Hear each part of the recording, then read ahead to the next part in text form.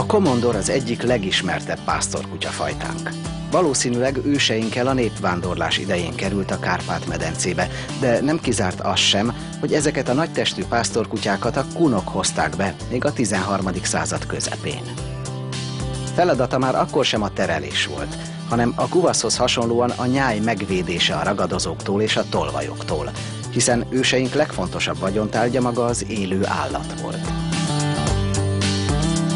A komondor ázsiai eredetű pásztorkutyafajta minden valószínűség szerint őseinkkel került a Kárpát-medencébe, és őseink nagyon vigyáztak arra, hogy semmilyen más fajtával ne keveredjen. Azokat az egyedeket hagyták meg, amelyikkel kitűnően őrizték a genetikai tulajdonságokat, és ezeket a tulajdonságokat a mai korra is sikerült megmenteniük. Ma sajnos már nem ez a feladatuk, nagyon kevés helyen őriznek állatokat, tanyákat, gyümölcsösöket. Urbanizált világunkban ugye kertek, házak, lakóházak udvarán szépítik a kertet, nem tudnak annak a feladatnak megfelelni, amit őseink elvártak tőlük annak idején. A komondor őseinknél is hatalmas termetű kutya volt, tehát a hasonló pásztorkutyáknál is látjuk, a pásztorkutyák általában robosztus, nagy termetű kutyák. Ez elsősorban azért volt fontos, mert gulyák nyája körzésénél farkasok keveredhettek oda, akik megtámadták az állatokat, és a komondor jól el tudta látni azt a feladatot, hogy megőrizze ezektől az állatokat. A fehér szín azért volt nagyon fontos, mert a sötétben meg kellett különböztetni az esetleg oda tolakodó farkastól, más vadállattól, és a sötétben a fehér szín jól látható volt. Hallomásaink szerint 9 egyed maradt a háború után, és ebből kellett újraépítkezni. Tehát ugye a katonák, akik a tanyákra be akartak menni, azok másképpen nem tudták megoldani ezt a helyzetet, kénytelenek voltak lelőni a kutyákat, és nagyon sok portán kuvasz komondor volt, így aztán a komondor állomány ezt megsínlette. 350-400 egyed születik egy évben, egy 2-3 évvel ezelőtt ez 700 volt, nagyon visszacsökkent az állomány. Ezt úgy tudjuk arányítani, hogy ha azt mondom, hogy 100 000 példány születik más fajtából, és a komondorból 350, akkor ez iszonyatosan kevés.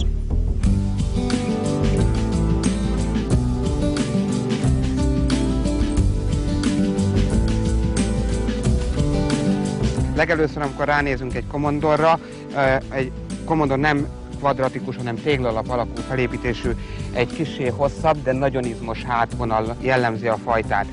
Az első benyomás a komondorról a hatalmas méret és tömeg. De most ez a méret nem biztos, hogy a marmagasság határozza meg, mert vannak tőle nagyobb fajták, de amikor ránézünk, a régi sztenderdek is, meg a mai is azt említi, hogy a dongás mellkas. Ha szemből vizsgáljuk a kutyát, vagy oldalról nézzük, mint egy hordó. És maga ez a dongás mellkasra illeszkedő erős, nagycsont oszlopszerű végtagok már egy olyan benyomást keltenek a kutyáról, hogy egy hatalmas tömeg közeledik. Ez meghatározza az egész kutyának a tulajdonságát is. Ha emellé egy higgadt, de magabiztos megjelenést produkál a komondor, akkor nincs az a tulajdon, nincs az a tanya, nincs az a kert, nincs az a család, akit ne őrizne meg egy idegen betolagodótól. Ránézek a fejére és látom, hogy egy nagy tömegű fej, egy kankutyáról lehet szó. A szukáknak mindig egy picikét finomabb a feje. Nagyon szép sötét pigment, ami ezen a kutyán is látszik. Nagy fekete gomb orr, egy szintén fajtát meghatározó és egy karakteres megjelenést produkál a kutyának. Nem túl hosszú nyaka van, mint általában a mai kornak megfelelő sókutyáknak, hogy hattyú nyaka. Őnek egy közép hosszú, de nagyon izmos nyaka, egy nagyon izmos, erős hátvonal, ami azt a funkciót próbálja szolgálni, hogy tértölelő mozgással nagy területeket be tudjon járni. Ő egy 15 hónapos kan, ő neki már nagyon szépen kezd zsinórokba, szalagokba rendeződni a szőre.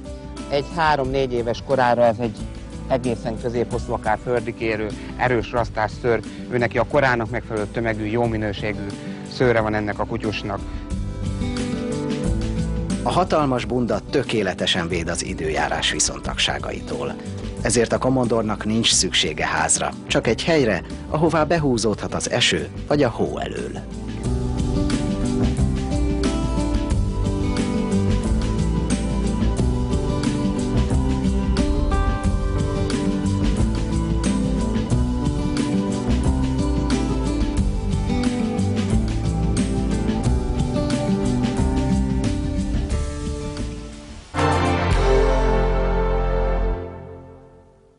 komondor eredeti munkájából kifolyólag nem nagy igényű fajta. Ha van elég tér a mozgásához és ott a gazdi, aki szereti, tökéletesen elégedett. Az udvar, porta őrzése a vérében van, erre még tanítani sem kell. A területét nappal keveset mozogva, heverészve őrzi, de ébersége egy pillanatra sem lakkad. Éjszaka rendszeres őrjáratokat tart, állandó mozgásban van.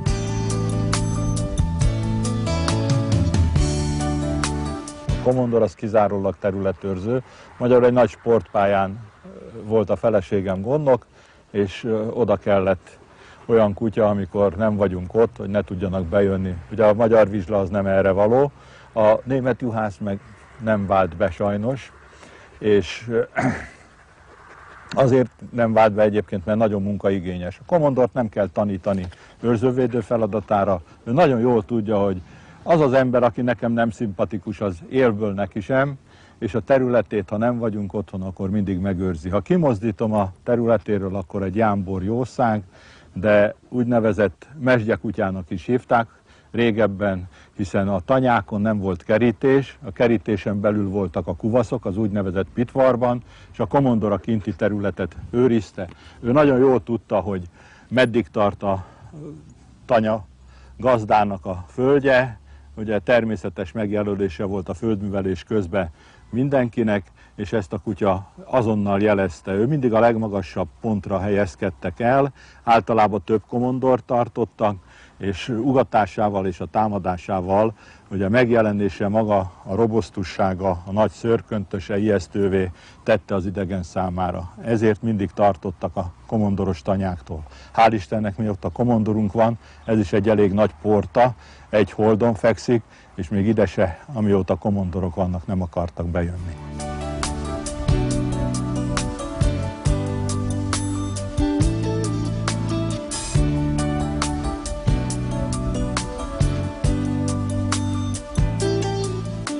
Nagyon jámbor, gyerekeket is szereti, elfogadja, nincs semmi probléma, idegen embereket akkor tűr meg csak, hogyha mellette vagyunk, és egy nagyon nyugodt, igénytelen állat. A szőrköntöse nyáron megvédi a melegtől, télen a hidegtől, az ólakban nem igen szívesen tartózkodnak, elbújnak árnyékos helyre, vagy a jéghátán fekszenek télen is. Úgy élünk vele, hogy mi nem a lakásba tartjuk, de a lakásba is bejöhet. Ugye a kutya szeretet az nem abból kell, hogy álljon, hogy nyalja, falja a kutya a gazdáját. Ő eltűrje, én is eltűröm az ő viselkedését, tudomásul vesszük, hogy ő mire képes, magyarul ugye területőrzésre, játékos, kölyökkorba, 9-15 hónapos koráig azért még ő fejlődik, és játékos a kutya, de akkor táplálék igénye is nagyobb a testnövekedések miatt, utána nagyon kisigényű és nagyon szófogadó.